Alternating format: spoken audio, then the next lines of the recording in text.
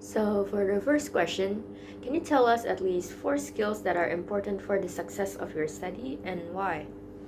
Okay, so skills that I think are important for the success of my study are time management, digital skills, creativity skills, and communication skill. I say time management because with time management skills, it helps me a lot to prioritize which activity should I do first, and it also helps me being more productive with my daily life. And I say digital skill. I say digital skills because I think nowadays everything is related to technology. Like people interact a lot with technology, and also my study is related to technology. I think that's why I say digital skills are important for me. Then I say creativity skills because my study is all about arts. So, yeah, I think I need creativity skills.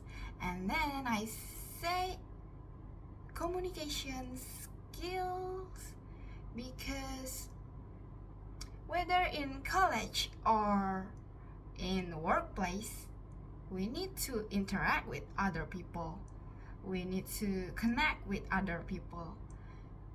That's why I say communication skills.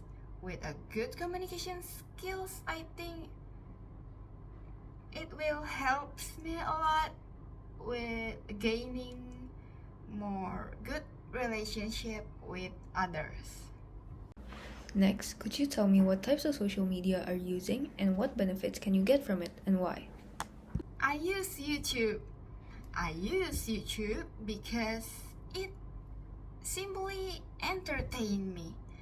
The benefit I can get from YouTube are like I can gain more information that I never knew before, and also it helps me to study more and more about my patient. That's why I use YouTube. Okay, so I want to ask, how often do you socialize with fellow students? Tell us the details. I socialize with fellow students daily, whether it be people from my class or people outside my class. I talk this often to other students to get information that I miss or don't understand from classes, and also to build connections. I think connections are very important in university for work in the future. Other than that, most importantly, I socialize to make friends. To me, friends are necessary in any kind of setting so that I don't get lonely and so that my friends and I can mutually help each other. Next, could you tell me what types of social media are you using and what benefits can you get from it and why? I use WhatsApp and Instagram. The benefit I get from WhatsApp is being able to communicate with friends and family who can sometimes be far away from me. For Instagram, I get to keep up with friends so that I can know about their recent activities and I can post about the things that I love. Instagram is also a form of entertainment to me. Okay, so I want to ask, how often do you socialize with fellow students? Tell us the details. I can say that I socialize quite frequently with other fellow students from our campus, especially with those who are currently studying at a different major from me. I do this as an effort to broaden my connection among students because I believe that being friends with students that comes from a variety of major can actually be useful. For example, one of my friends is majoring in journalism, and one time she actually helped me with my assignment by making sure that I was writing a proper essay. From that experience, I was able to gain so much more new knowledge, and it truly helped me for my following assignments. So, I can conclude that socializing with other fellow students from our campus can broaden our connection, and I am also able to gain so much more new knowledge, learn new things, exchange interesting stories and knowledge from one another. For the second question, what does it mean to be good with money? Please explain. For me personally, being good with money refers to the ability that a person has to manage their money wisely. This can be done by budgeting the amount of money that they have and how they will spend it on a variety of things, such as for buying clothes, buying foods, to buy other grocery lists, for school fees, charity, and even healthcare and other personal needs. Other than that, being good with money also means that a person is able to make a use of their own money to make more money. This is usually done by opening a small business or making an investment.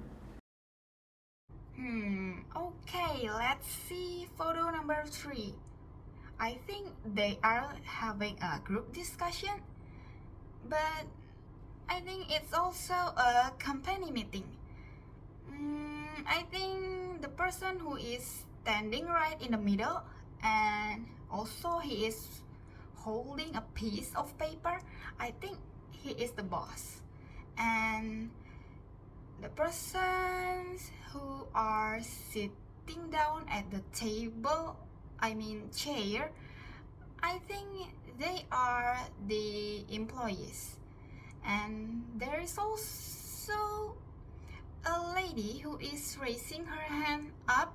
I think she wants to ask the boss about something, but still related to the topics, which is company meeting.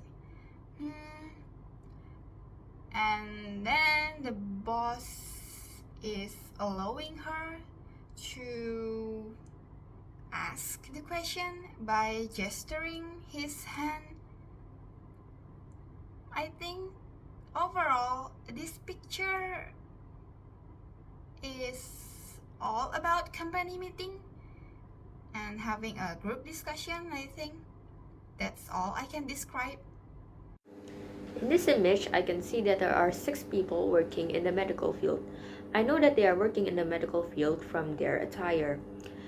For example, for the doctor, he is wearing a white coat and a stethoscope. Meanwhile, the other 5 people are nurses, known from their typical blue and green nurse outfits. The people are also of different genders. The doctor is a man, while there are 3 female nurses and 2 male nurses. Right now, I will be describing about this picture.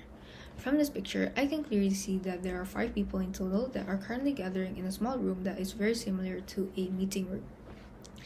From this picture, I can also analyze the objects that are laying on top of the table, such as books, planners, papers and pens, and laptops, which is why I can conclude that they are currently having an open discussion. I can also see that each person in this room is making their own gestures and facial expressions, such as the person on the very left side of the room is currently making a gesture where she is raising her hand up, which is showing that she wants to deliver her opinion, while the person that is standing in the middle of the room is also making a hand gesture that is showing that she can finally be able to deliver her opinion.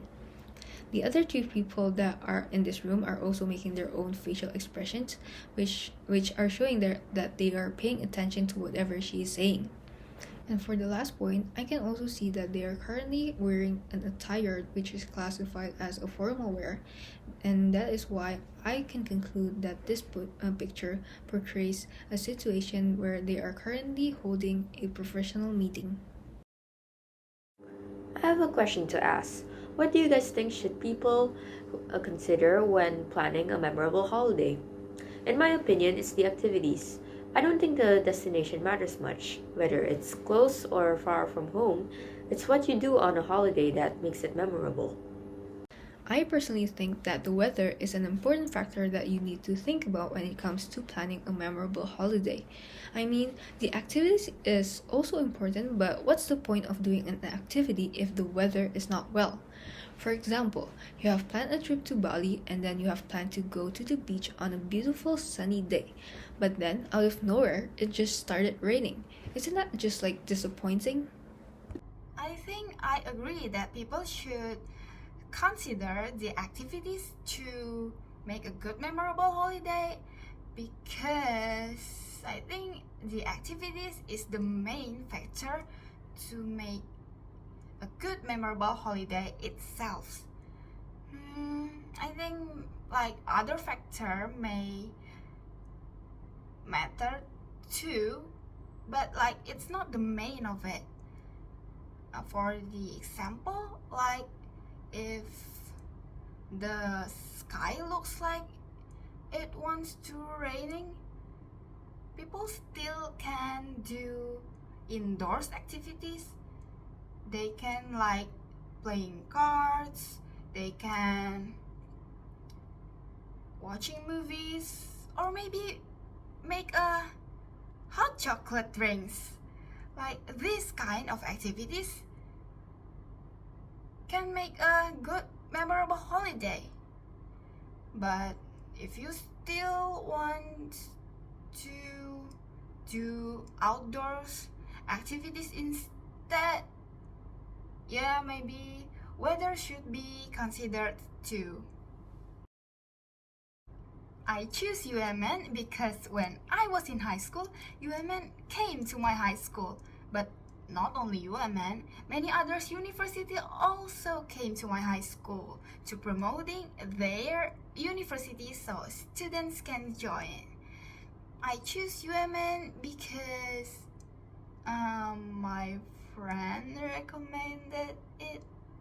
But not only that, the reason why I choose UMN because UMN has the major that I am interested in, which is visual communication design, and I saw that UMN got an A accreditation for that major.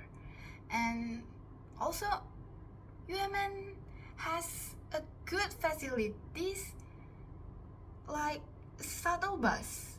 With shuttle bus, I don't have to spend so much money on transportation because I can use UMN's shuttle bus.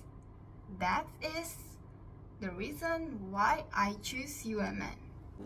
I chose UMN for my bachelor's degree because it has a high reputation when it comes to the Visual Communication Design study program.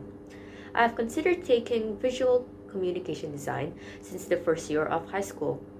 Knowing this, my aunt recommended UMN as a great university choice for this major. In the third year of high school, my school held an education fair where various universities visited my school. One of them was UMN. Here I learned more about UMN as well as the Visual Communication Design study program there. It made me even more certain to apply for UMN. So the main reason why I decided to continue my studies at OMN is because their visual and communication design major is very famous and has a great reputation among people. From the very beginning, I already know that I wanted to study art and design. So that is why I made a list of campuses in Indonesia that has a great visual and communication design major, and OMN is a part of the list. I then tried applying to some of the campuses, and then I was also rejected by some of them, and that was why I decided to choose OMN as the final choice. Other than that, my brother is also an alumnus from OMN, and I just heard the amazing stories from him, and that is why I finally decided to apply to OMN too.